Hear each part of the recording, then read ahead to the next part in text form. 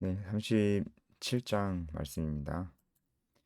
어, 이제 랍사계의 그 듣기 힘든 그 모욕적인 얘기들은 이제 다 끝났고, 거기에 대한 이제 히스기야 왕의 반응이라고 할 수 있죠.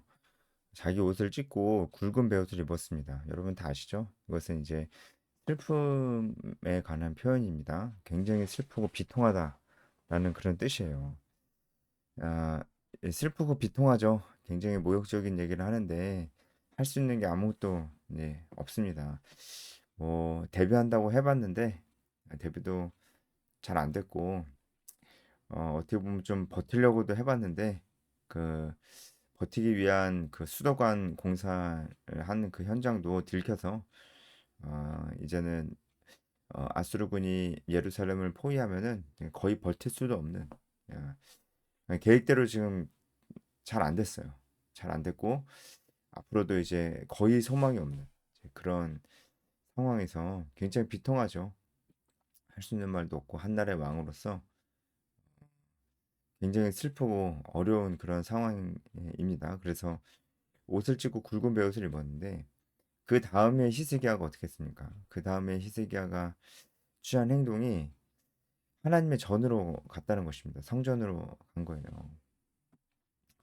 아니 우리가 1절만 딱 봐도 히스기야가 왜 굵은 베옷을 입고 옷을 찢었는지 그 가장 근원적인 원인이 뭔지 좀 알 수가 있죠.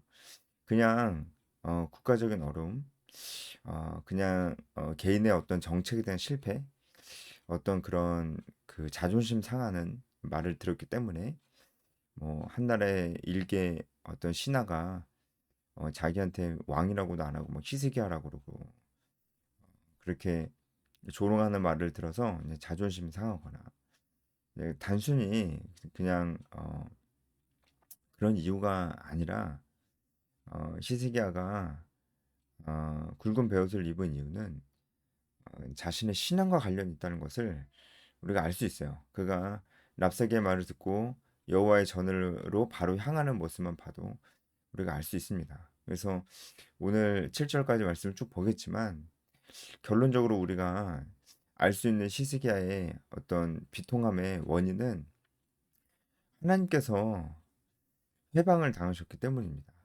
그러니까 랍사게가 하나님을 모독했고 그 하나님의 백성인 이스라엘 그 중에서도 하나님의 성전이 있는 예루살렘 앞에서 이런 하나님의 이름이 모욕을 당했기 때문에 지금 이 히스기야가 그것 때문에 굉장히 비통해하고 있는 것이다. 라는 것을 우리가 알 수가 있어요. 이 부분을 좀 오늘 많이 좀 보게 될 것 같습니다. 2절 보면은 엘리야김과 셈나와 그 제사장들 중에 어른들도 베옷을 입고 선지자 이사야에게로 갔습니다. 히스기야가 성전으로 간 이유와 이들이 선지자 이사야에게 간 이유가 같죠. 그리고 이들도 이 히스기야 왕이 이사야 선지자에게 보낸 겁니다. 자, 한마디로 히스기야 왕이 이 어려운 상황 가운데 하나님의 전에 갔고 그리고 선지자 이사야를 찾아갔다는 것입니다. 이 부분이 우리에게 시사해 주는 바가 있어요. 히스기야가 이사야를 찾아가기가 사실 굉장히 어려웠습니다. 왜냐하면 어, 히스기야가 그 믿음에서 좀 흔들렸을 때가 있었잖아요. 바로 애굽을 의지했을 때가 있었습니다. 그 애굽을 의지했을 때 이사야 선지자가 계속해서 애굽을 의지하면 안 된다고 그랬어요. 근데 히스기야가 그 말을 듣지 않고 애굽을 의지했습니다. 그러니까 이사야 선지자와 뭐 사이가 그렇게 좋지는 않았겠죠. 추측입니다만. 그리고 뭐 개인적인 관계를 떠나서 그때는 이사야 선지자를 잘 찾아가지 않았을 겁니다. 찾아가봤자 애굽을 의지하지 말라는 똑같은 말만 했을 거니까 찾아가지 않고 조언도 구하지 않고 기도도 부탁하지 않았을 겁니다. 그리고 어, 왕인 예, 내가 왕은 나다. 히스기야가 그렇게 생각했을 거고 했을 거고 그러니까 내 생각이 맞다. 애굽 애굽에게 전략적으로 기대는 것이 맞다. 이렇게 생각을 하고 밀어붙였을 겁니다. 근데 이제 그게 안 됐잖아요. 근데 그게 안 돼가지고 지금 아수르가 2차 침공을 했고 절박한 상황이 오게 된 거잖아요. 한마디로 왕이 자기가 틀렸다는 것을 인정을 해야 되는 거예요. 이사야를 찾아간다는 것은 왕이 내가 잘못했다. 내가 틀렸구나라는 것을 인정을 한다는 겁니다. 왕이 그것을 인정하기가 굉장히 쉽지가 않죠. 내 생각이 틀렸다는 것을 인정하기가. 그런데 지금 히스기야 왕이 이사야를 찾아간다는 것은 내가 틀렸다는 것을 인정하는 겁니다. 모든 신하들 앞에서 그것을 다 인정하는 거예요. 내가 틀렸다는 것을 인정하고 이사야 선지자, 그러니까 하나님의 말씀이 맞았구나 라는 것을 인정하는 겁니다.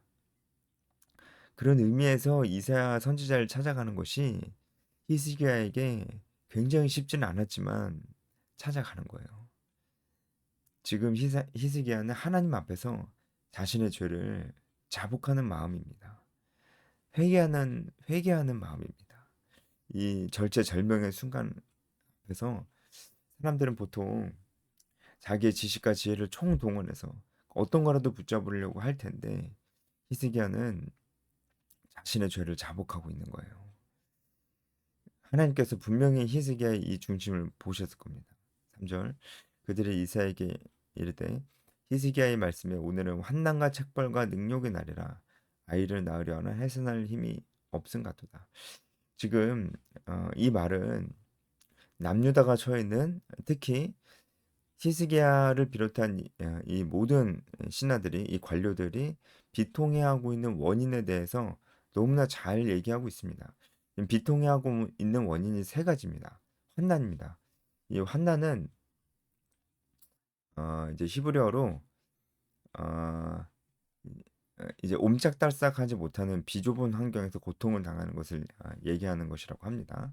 환난이라는 단어 자체가 가지고 있는 뜻이 그렇대요.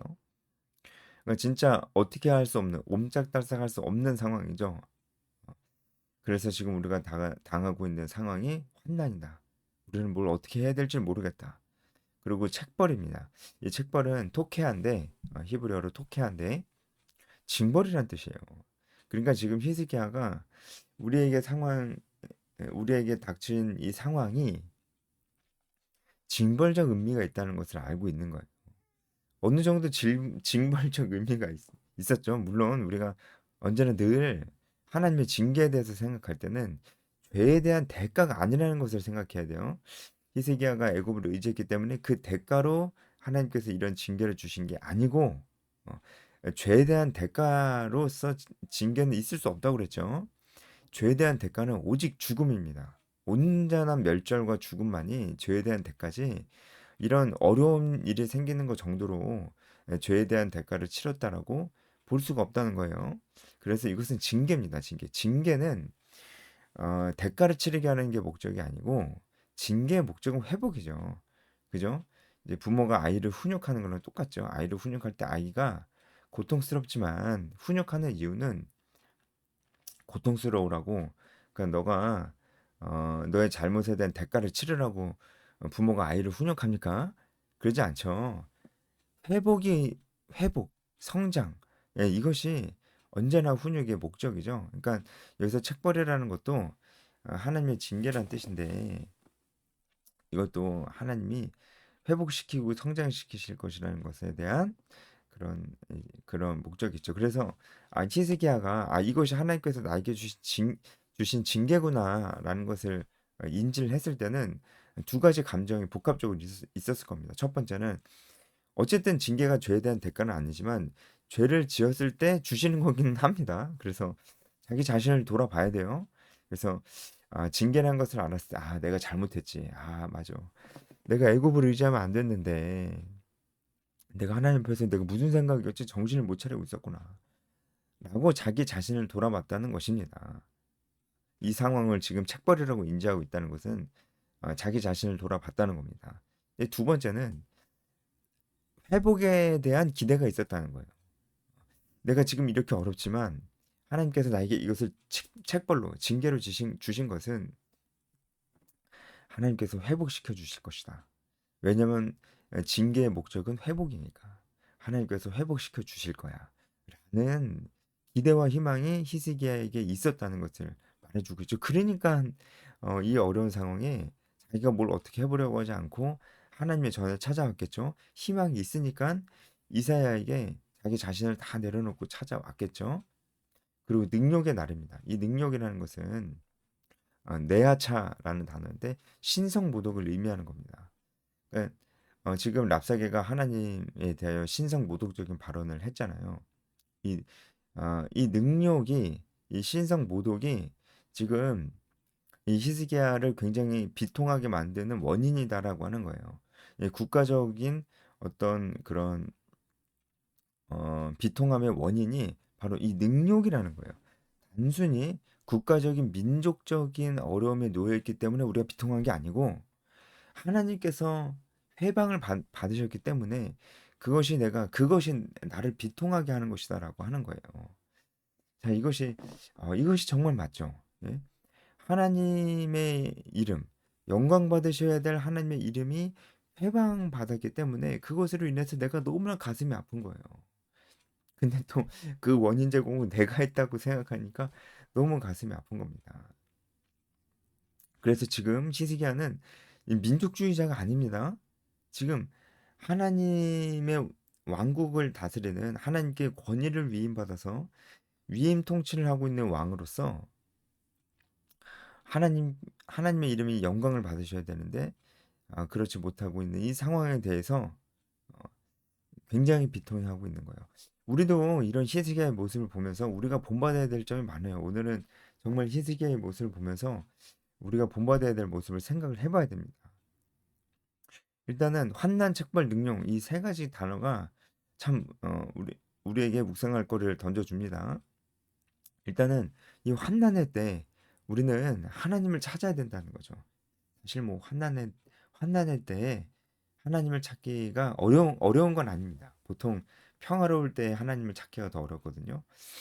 그런데 그럼에도 불구하고 환난의 때에 하나님을 찾지 않고 시험에 들면서 믿음에서 멀어지는 사람들이 많이 있습니다. 그래서 우리가 환난의 때 하나님을 기억해야 된다는 것을 우리가 묵상해야 되고요. 두 번째, 책벌, 징계. 징계로서 나에게 고난이 온 것일 수도 라는 것을 우리가 생각해 보면서 예, 제가 발음이 좀 잘 안 되네요. 자꾸 말을 더듬는데 죄송합니다.